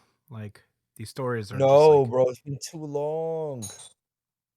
I get the idea of not being able to, like, kind of give up that kind of stuff. It's his love. Yeah. But those are my thoughts. Yeah. Love me some Black Clover. I mean, hey, I'm right there with you guys. It was actually kind of surprising. I was thinking about it the other day, and it came. You know, I was thinking to myself, I was like, when is Black Clover coming back? And then it came back the day after I started thinking about it, which was very nice. Yeah, I missed it a lot. I missed the art. I almost forgot how good Tabata's gotten at drawing. Like, the early parts of the series are like okay, but like he's gotten so much better. It's been great to look at again. I love Luck and Magna, so you know he knows what I like. He came back and he was like, "Well," he's like, this "I- one's just for Christian. I've been gone for so long that I have to make it up to Christian Espinal personally, and give him a cool Magna and Luck chapter." So I was here for that. It was very fun to read. Big, super cool action chapter, ending in a big Rasengan that I appreciated. So, you know, not much to say outside of that. Story-wise, it is just like, you know, Black Bulls are about to show out for a while, which I'm here for. So, Yeah, it's about to be stunt season for the next few months. Yeah. But yeah, that's all I gotta say about Black Clover. I had a great time reading it. I'm glad it's back, and I'm excited for it to come back soon, hopefully. I mean, hopefully it does. I don't feel the distance. 3 months is a lot. Why couldn't it just be monthly? Especially since you're at the end, bro. This is like the end of your series. But yeah, that's all. That's all I gotta say. I'm ready to move on. If you guys are. York. All right. Then, with that being said, let's get going. Despite the fact that I'm dressed to the nines, I'm still packing heat, and I'm gonna pull out my weapon. Undead Unluck. And with that, I'm just gonna toss this one over to Josh to take on. Undead Unluck, chapter number 188. Same undying person. Last week, Wait, Fuko we're on summoned. 189. Oh, well, my bad. I was looking at the chapter from last week to catch up a little bit. Well, anyway, last week, Fuko summoned Apocalypse for yet another quest, and realized they had to go against two of the super gangster rules that they're not quite yet ready to fight. But also, Fuko said that they're gonna fixate on finding Juiz, or rather, her new the new iteration of Juiz. So, in this week, they pulled up to London, where Juiz is well, her reincarnation is residing. The person in question wakes up from a dream that actually featured Juiz from the previous loop, and it actually had not Andy, Victor. So it was from like, it probably showed like a few different lifelines, from her previous loops as Juiz, since she was the same person for a while. But anyway, she wakes up in her dorm. I guess she's in this like really fancy upscale high school, and we see some of the union members unsee, unmove, and unchange. I forget the actual names all the time. I know it's Chica. I know Chica. Chikara for Yeah. unmove. I forget the other two. There's a lot of them, yo. There's a lot of these guys. It's We've seen Chikara, that last Sean, week, and too. Gina. There's 17 of them, yo. There's a lot of them. I'll give you that. Insane. He's juggling them all. But yeah, so they pull up to this girl's school, and they see that she has like this whole line in front of her, and she's basically, in the most polite and respectful way, dubbing everybody that pulls up to her with a love letter.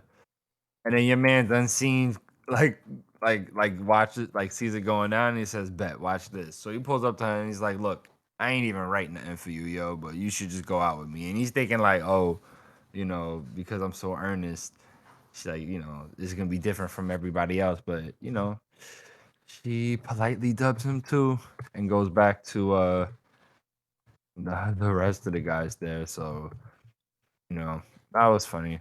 I guess she's really sweet, but we kind of knew that already.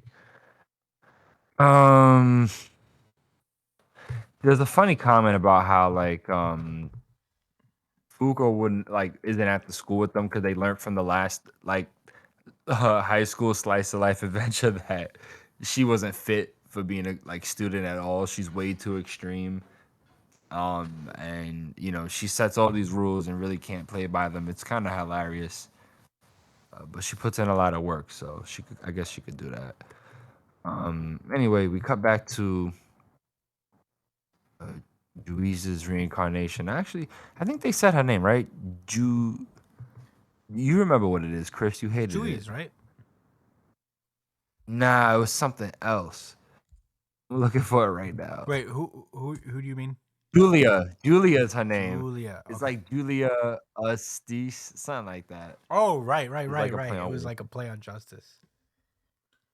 Yeah, it was kind of disgusting. It was a stretch. Uh-huh. That's for sure.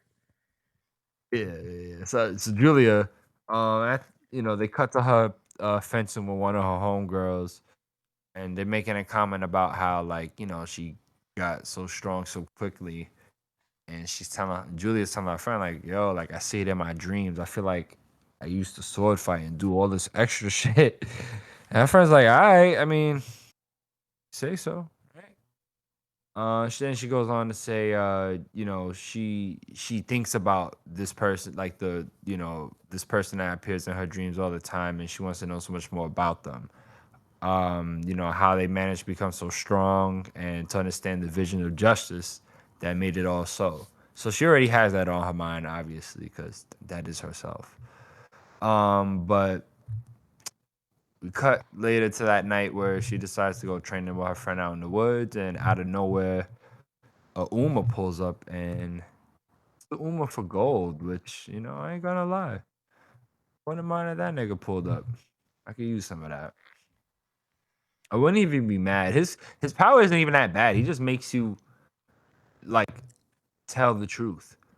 And then he gives you gold rewards for it. I tell him every fucking thing. You kidding me? I let that nigga know everything that's going down. You see all of that? Come on, There's a man. lot of gold. Look at all that pottery and shit. All of that's at least 24, all right? At least.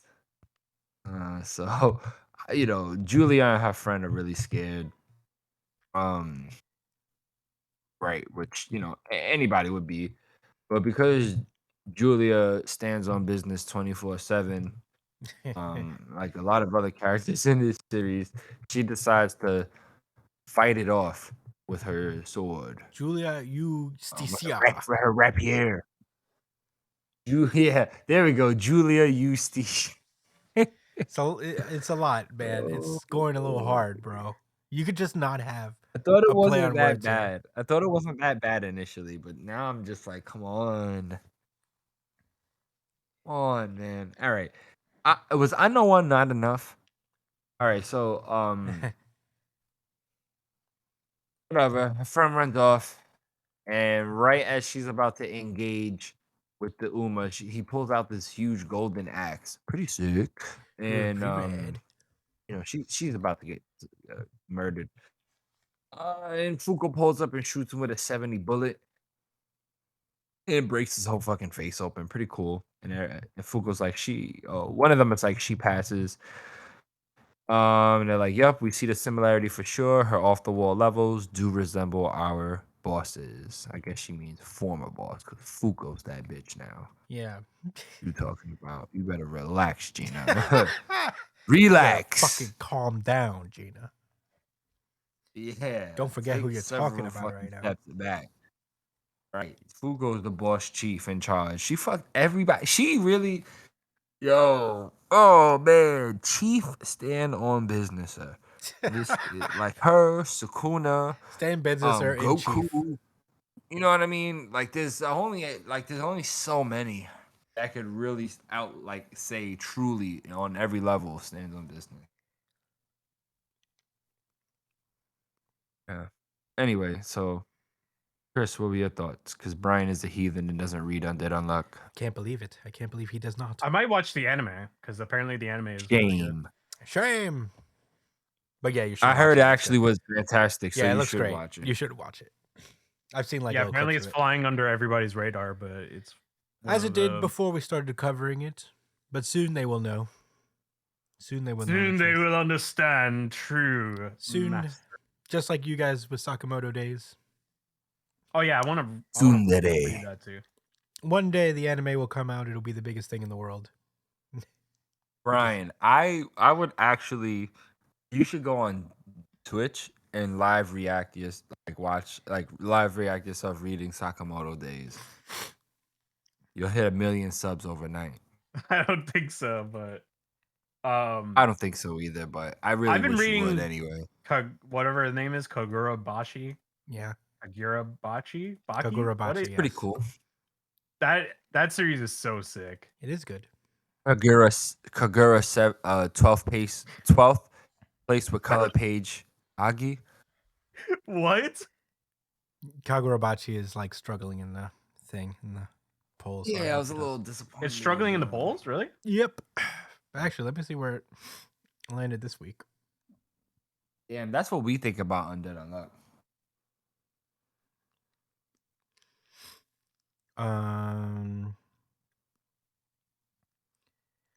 Damn, where is this chapter? Hold on. Oh, I went. Okay, the most recent issue. Kagurabachi is 14th place out of 18. Oh man. Undead Unluck is in 8th place. So Nice. Cause it's lit, bro. Of course it'd be top 10. it's doing good. Your favorite character can't take a bad bullet. Sakamoto Days is 2nd place. Sakamoto Days has been floating around the What? top 5 for the last 4 weeks. It's Is very it, good. It did better than Jujutsu Kaisen. What's number one? I don't know about Don't Jujutsu say Kaisen. Spy. Probably One Piece. One Piece is number 1. One Piece Don't say- waffles around the top 3 for the last 5 years now. Nice. Okay. I think the only time it's been below, the last time it was like below 5th place was like Punk Hazard for one chapter. Wow. And that was what's 6th place. Which one was it? It was in 6th place at the time. Do you know which chapter it was? I don't remember specifically, but I remember when I was looking to see, damn, has it ever been below top 5? And when I It's checked, probably the one that Smoker got bodied. yeah, maybe that was the one that took it too far. They said, "Don't fuck with my smoker." Hold up, I'm gonna let you know. They voted. They let him have it. Yeah. Oh yeah, Undead Unluck. Yeah, no, I enjoyed it. I enjoyed When it your quite a bit. favorite character from your favorite manga or anime series take a bad bullet. That's a good question. Well, a lot of characters in this series have taken bad bullets, so I imagine that others.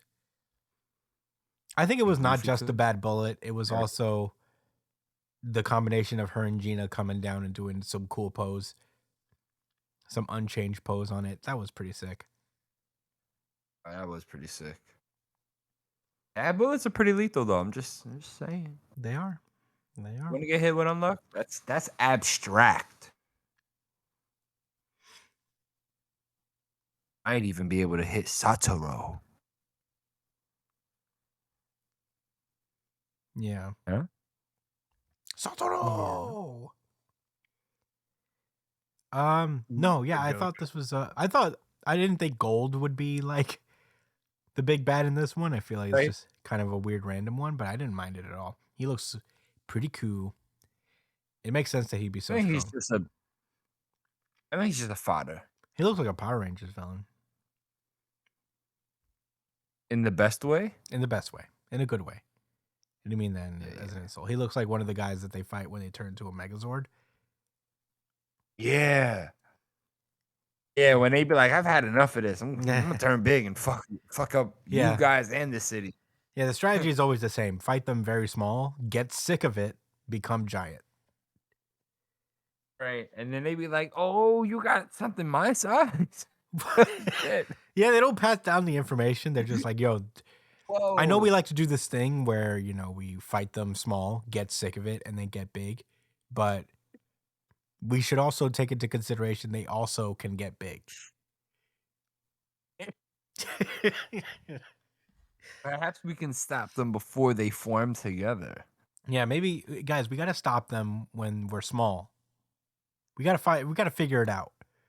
Like they're teenagers. We could just go up to their house. That's dark, Chris.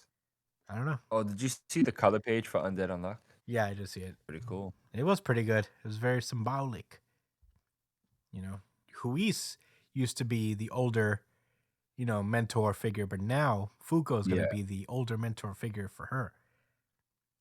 In her, just like Looking another confidently. step in the Fuko dominance, in the Fuko MVP award, Oh my god, it makes so her much big sense MVP now. season that she's having right now. Yo, check this out, right? Look, and I'm basically merging my thoughts with yours right now. So I'm not going after you.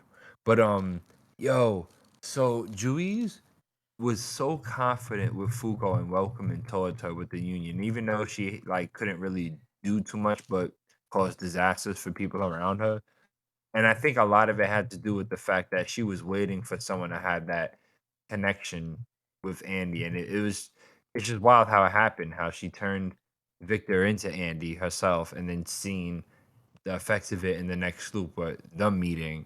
So it was like, not that she completely planned that happening, but she tried something and she's seen potential. Like I think that was pretty.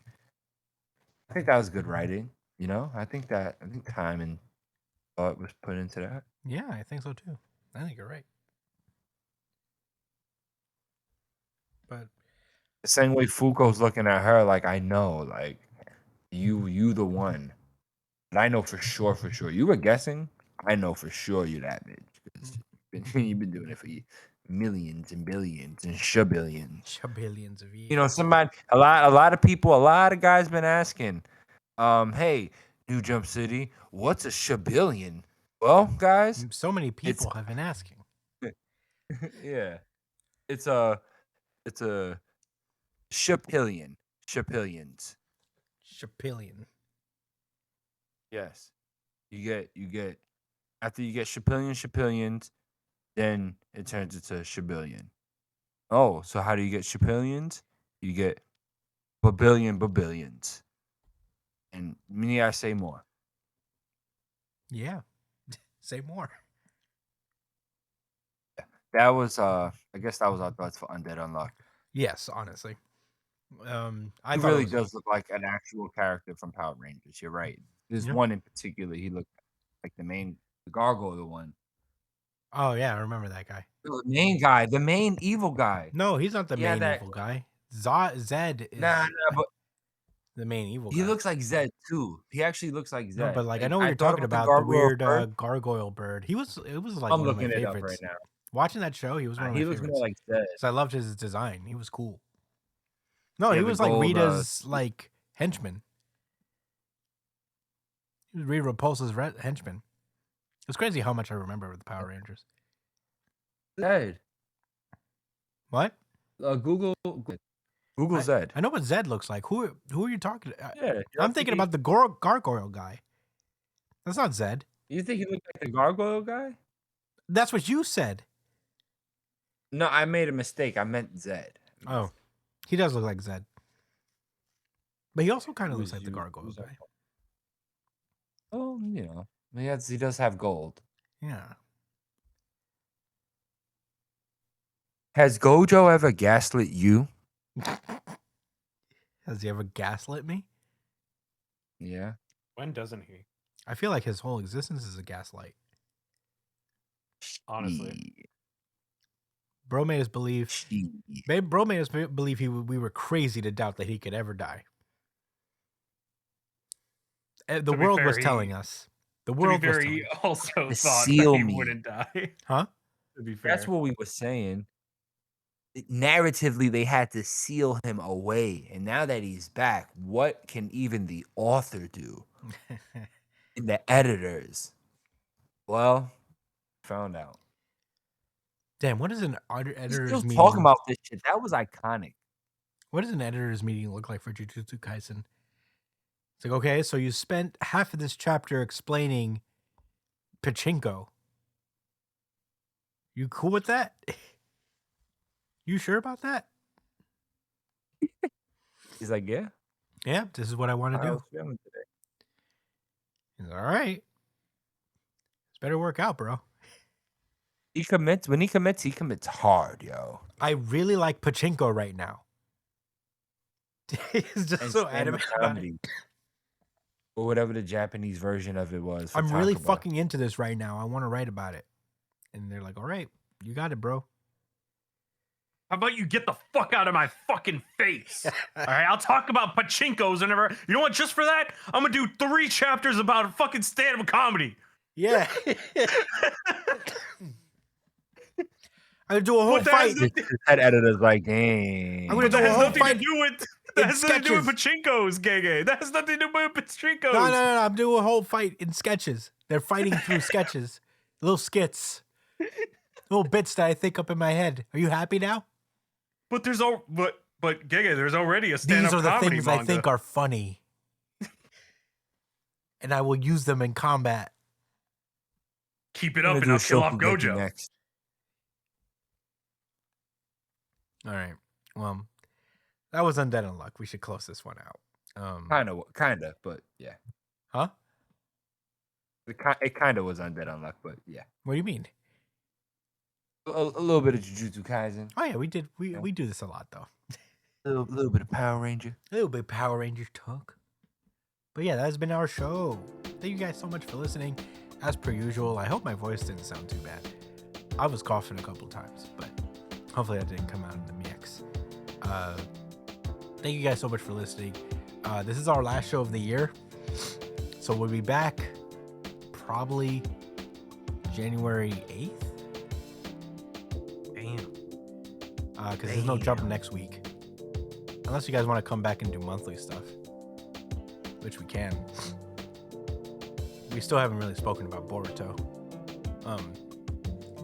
And Chainsaw Man we haven't done in a while. So, you know, we'll play it by ear. We'll see where we go. But as far as we know right now, this may be our last show of the year. Thank you guys so much for listening over the past year. We have experienced some growth in listenerships, apparently, according to my Spotify Wrapped. There's like a 36% increase in listeners. So if you're out there and you're listening on Spotify, we appreciate you. Keep listening. Our goal for 2024 is to be back fully on YouTube with our video capability, and I'm gonna try to like work in some more visual elements to the show. So yeah, keep hoping for it, and my voice will hopefully be better in 2024. But yeah, until then, we're so grateful for you guys. Thank you guys so much for listening. If you guys want to follow us at all, you can find me at the Chris Espinal on Twitter and Instagram. Josh at JDCole_37 on Instagram, at New Jump City Josh on Twitter. Brian is at B.ESP on Twitter and Instagram. You can follow the show itself at New Jump City on Twitter, Instagram, and TikTok. Email the show at newjumpcitypod@gmail.com with any questions, suggestions, anything you guys want us to talk about. And we'll answer in a pre-show chat show that we usually do every week. So check that out. Subscribe to us on iTunes, Spotify, Google Podcasts. Leave us a 5-star review on those on our YouTube as well. Subscribe to that. We'll be back soon, hopefully. And yeah, that's it. Thank you guys so much. We'll potentially see you guys in 2024. Well, we probably definitely will. This is the last show of the year. Next year, our next show will either be on the 1st or maybe the 2nd or the 8th. I don't know, whichever one we decide. But we'll see. Thank you guys so much for listening. Stay safe, New Jump citizens. See ya. You so, yo. See you next Happy New year. Year's. See you in 2024. Man, it'll be like it's been a year since we've last seen us.